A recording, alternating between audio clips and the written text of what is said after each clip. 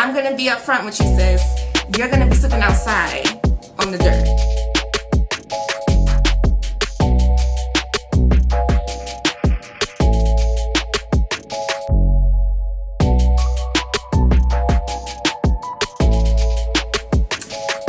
Welcome to my channel. My name is Bree, aka Bougie Soldier. I'm super excited because I've been wanting to start this channel for so long, but I never actually sat down and recorded videos. So here I am. This channel is going to be about basically bougie girls like myself, girly girls like myself, who are also in the military and living their best life as well. So basically, I just wanted to make a space for girls who are interested in joining the military, more specifically the Army, and also like joining the Army as an officer. So I am an Army Reserve officer, and I just wanted to share my journey of how I got there and just things like that, because a lot of people didn't think that I was going to do this.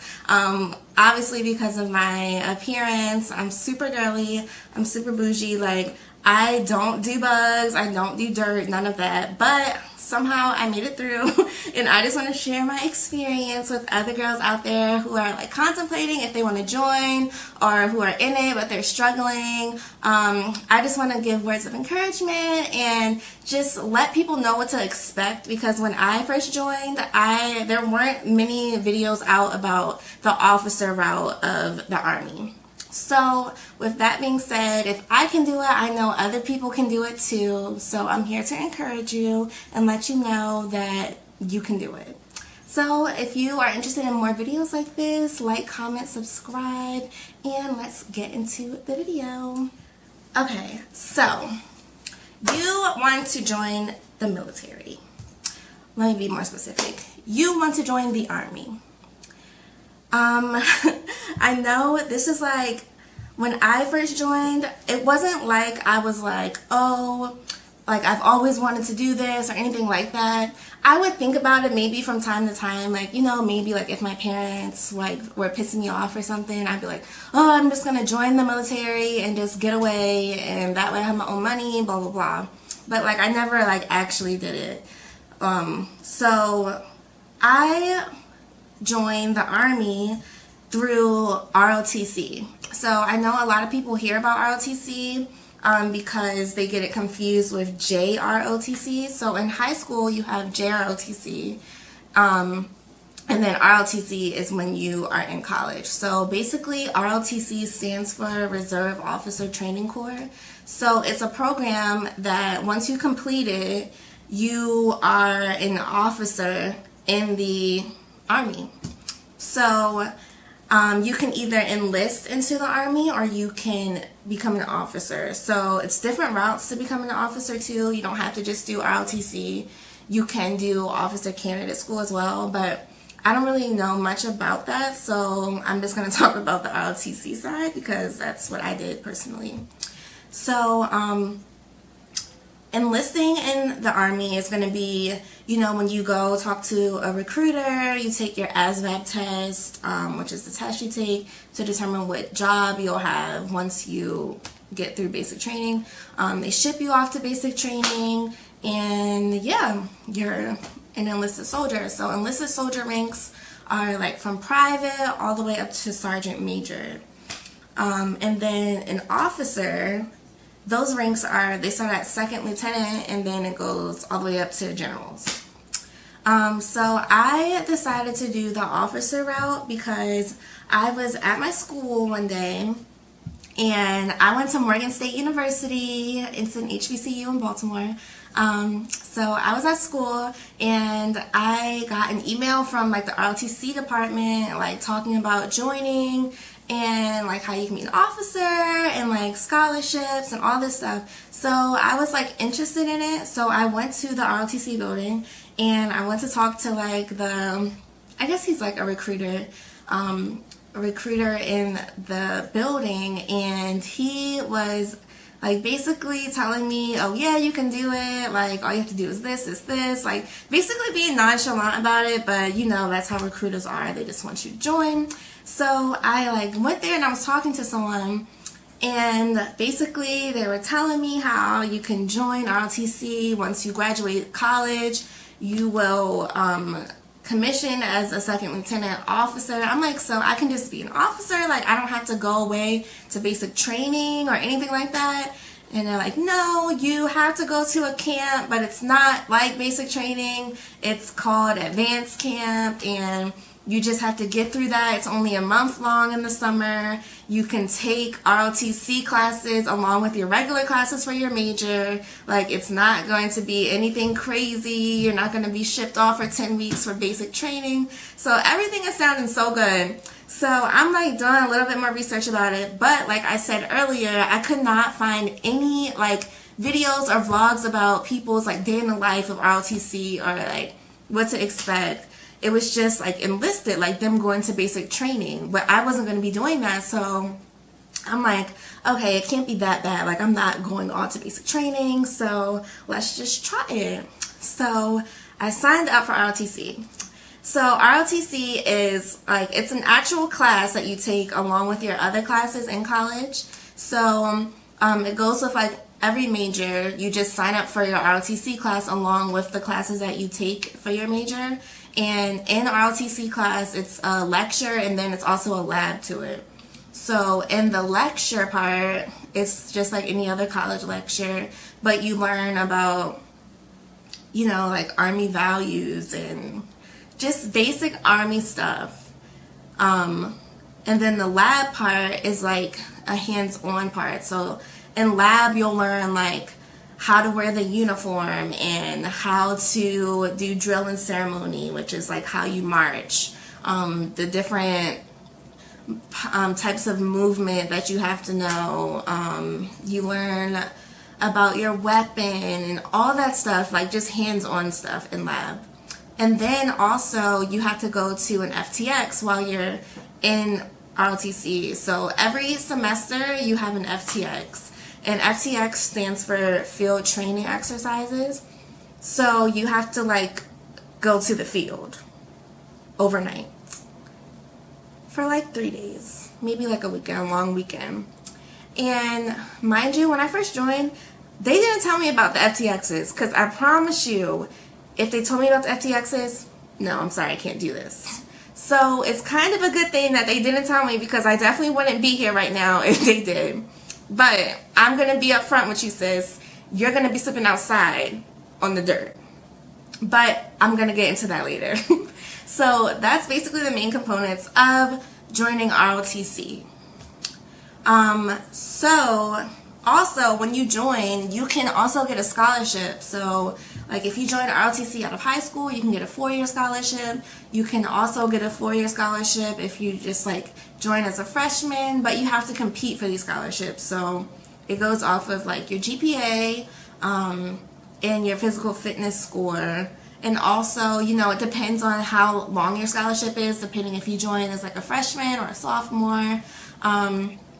So yeah, you have to have like, you have to be able to pass your PT test basically. And the PT test, well, they're changing it now, but basically the PT test is 2 minutes of push-ups, 2 minutes of sit-ups, and running a 2 mile.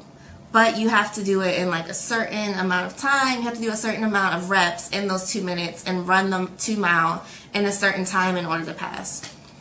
So if you pass all that, then you can be eligible to compete for the scholarship. But you can also join if you don't get a scholarship. I joined, I was non-scholarship. And then once you join and you do all of that, you have to, like, if you join as like a freshman or a sophomore in college, those are like years where you're basically just learning the very basics of the Army. So if you don't like it, like if you join one semester and you don't like it, you don't have to, you're not obligated to keep signing up for it every year. Like you can get out of it if you're non-contracted. So if you're contracted, like if you sign on the dotted line, like, yes, I want to be in the Army, I'm going to graduate, and I'm going to graduate, become a second lieutenant officer, boom, you're signing that. Basically, you're signing yourself into the Army. So it's different lengths of contracts that you sign. But just know, once you sign that contract, you cannot get out of it. So a contracted person in the ROTC would have like more responsibilities. So if you take a semester of ROTC and you don't like it, but you're contracted, you can't just not sign up for the next semester. Like, you have to keep going through because, like I said, you signed on the dotted line. So basically, well, let me rewind. First of all, when you join ROTC, you're going to be known as a cadet. And I know that people have heard the term cadet before, but like, you're literally a cadet. And that was like crazy to me when I first joined. I'm like, cadet, like, wow, I'm really a cadet. So I know you guys know the Disney movie Cadet Kelly. That's what all my friends used to call me because I was just like a hot mess. I was so girly. I'm gonna see if I can find a picture of myself when I first joined so you can see how much of a hot mess I was. Like, I had my earrings in on my uniform. I was walking to class with my headphones in, like a hot mess. My nails were so long.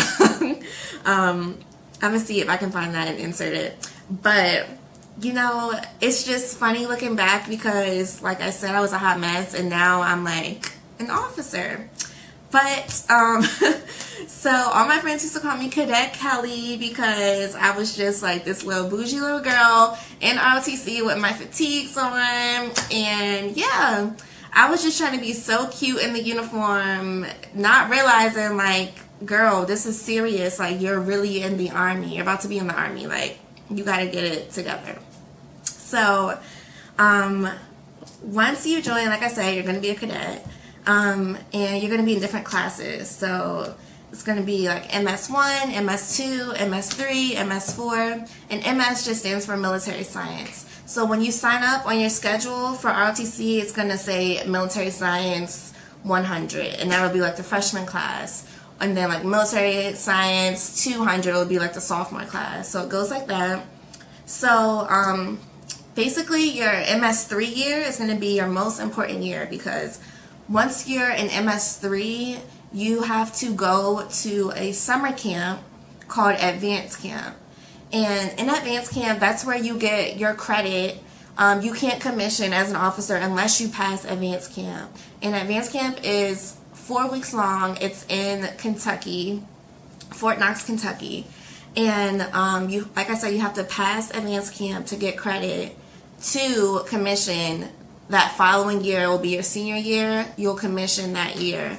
In advanced camp is a whole nother topic. I'm going to do another video on advanced camp because, like I said, that is a whole nother topic. So advanced camp, I guess, is like the equivalent, not equivalent, because basic training, I'm sure, is way worse because it's 10 weeks and it's just a lot.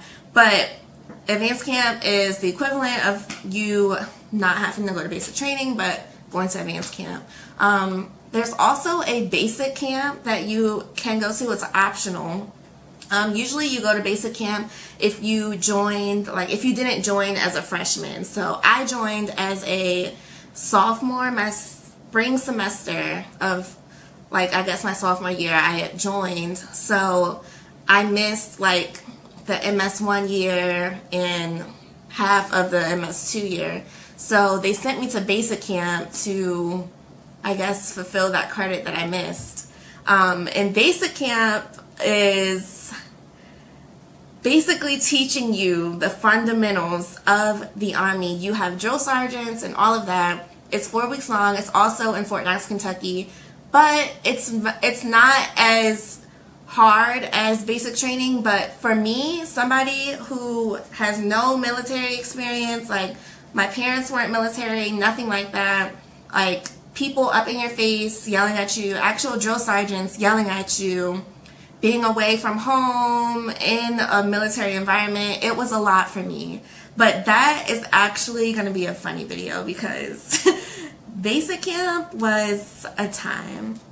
But it was like the best. Now looking back on it, it was the best time ever. Like, I still have friends from basic camp that I still talk to till this day. So I'm going to do a separate video about basic camp and advanced camp. But just know that you have to pass advanced camp to get credit to commission and make it through the ROTC program. So once you get past advanced camp, you're going to come up on your MS4 semester, which is your senior year. So senior year, you get assessed. So accessions is like going to tell you if you are active duty, if you're going to be reserves, National Guard, and it's also going to tell you what branch you're going to be an officer in. So, you know, like enlisted people take the ASVAB and they'll be like, oh, I took the ASVAB and this is my job. So in ROTC, if you're doing active duty, you don't have the choice of just saying, oh, I want to be active duty and I want to be a chemical officer. You have to get assessed with every other cadet in the nation to determine like what your job, what your branch is going to be. So a branch is going to be like your job. So a branch could be human resources, you could be infantry, you can be chemical, you could be military intelligence. It's different branches, and then you compete for that active duty slot if that's what you want. If you know from the beginning that you want to be reserves or you want to go into National Guard, then you can just say that when you submit your packet. You'll just say, I am choosing to be reserve, choosing to be National Guard, and you'll get it. But like I said, if you want to do active duty, you have to compete against all the other cadets in the nation who are in ROTC. So that's a big part of why you have to go to advanced camp, because when you go to advanced camp, you're going to be there with all the other cadets from all the other schools in the country, and you're blended into this camp with them, and you basically are competing in the camp against these other cadets, and that's a big part of determining if you'll get active duty and like what branch you'll get in active duty. It's also other things that determine it too, like you have to take different like physical tests, and your PT score determines it. Like if you get a high one, that's great. Your GPA, your major, extracurricular activities. It's a whole bunch of things that go into determining like if you'll get active duty, if that's what you're trying to compete for. So when I was going through my session, I was competing for active duty, but I actually ended up not getting active duty. I got the reserves, and I am so glad that I got Army Reserves. Like at first I was like pretty bummed because I just knew if I got active duty, like my life was going to be set. I was going to be moving out. Like I was just going to have my life set for the next 4 years. Like going wherever I was stationed at. I was like, ooh, I want to go to, where do I want to go? I want to get stationed in South Korea so I could go shopping over there. And because one of my favorite Army YouTubers, Sweets Galore, she's enlisted, but I just loved her videos so much, and she was in Korea, and she was like having the time of her life, and I'm like, oh my god, I gotta get active duty so I can go over to Korea. But God saw fit for me not to get active duty, and I'm so happy because honestly, for the lifestyle that I live, active duty would not be a good fit for me. I love the fact that I'm in the Army. Like, I love that fact, like I said, that I'm in the Army. But I don't think that I could do Army 24/7 like that, like what I would have to do active duty. I like the fact that I get to live my regular life and do Army things 1 week in a month, 2 weeks out the summer. So that's what the reserves is. You are drilling 1 weekend out the month and 2 weeks in the summer for like an annual training. But other than that, you know, you're just living your regular life. Like, I'm here right now recording this video because I have a full-time job in my civilian career. So you have a civilian job, and then you have your Army job, which is basically like a part-time job. And then a National Guard is like 1 weekend out the month as well, 2 weeks in the summer. But the National Guard is a bit different. It's like specific to your state, whatever state you're in. But I'm not going to speak too much on the National Guard because I don't really know that much, and I don't want to give out, you know, any false information. But I am an Army Reserve officer, so with me getting Army Reserves, I was able to pick my branch. I didn't have to necessarily compete for what branch I wanted. So I picked Human Resources. I'm an Army Reserve Human Resource Officer, and like I said, I go to drill 1 week in a month, 2 weeks out the summer for annual training. And yeah, I love it. I love being a reserve officer because, like I said, I can still live like my everyday life and still be like an Army guru on weekends. So once you get through your accession period and you find out like if you're going to be active, reserves, National Guard, what job you're going to have in the Army, you know, that's like an exciting time because it's your senior year, you're about to graduate college, you know, you're about to start your career as an Army officer, and whatever civilian career you pick. If you're not active duty, you get to start all this stuff. It's like new beginnings. So your MS Force year is a really exciting year. So once you're about to graduate college, you have a commissioning ceremony.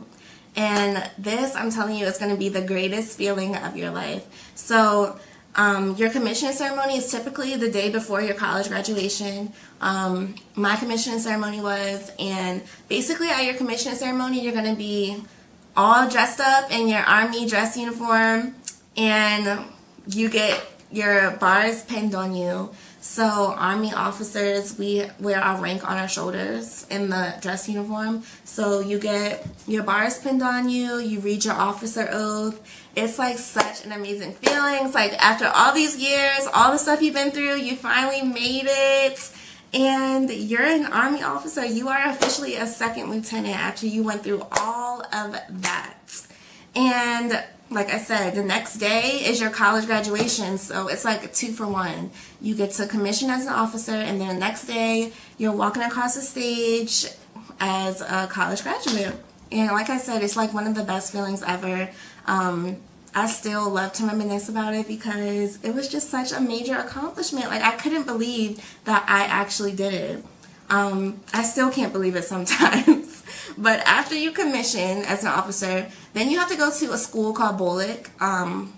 Rotc is Basic Officer Leadership Course, and that's basically the school where they teach you how to do the job that you are going to be having to do in the Army. So I chose Human Resources. So I have to go to Rotc in Fort Jackson, South Carolina. That's where the Human Resources headquarters is. And I go there for 3 months, and that's where I'll learn the ins and outs of being a Human Resource Officer.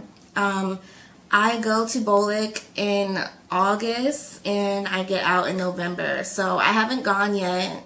I commissioned in 2019, and I'm just now getting my Rotc date. But once I go through Rotc, I plan on doing videos about that as well, because I've seen a few videos about it, but like it's really not that many about going through Rotc. I will do videos about that as well to help other people out. But yeah, that is basically my journey through the Army. And like I said, I'm going to do another video about advanced camp specifically and basic camp specifically, and just other Army videos in general, like what it's like being an officer in general and things like that. And I can't wait to record more things for you guys. Thanks for watching. If you have any questions or comments, please feel free to comment below. Also, disclaimer, this is my experience, like my journey through the Army. So I'm not trying to step on any toes. Or if you have, like, if you're also in the Army and you like to comment something or correct me about something, please don't be rude. Like, I'm okay with you leaving your opinions in my comment section, but let's not be rude. Let's be adults, be cordial about it. Like I said, this is my journey, and yeah. But thanks for watching, guys. I will see you guys soon. Bye.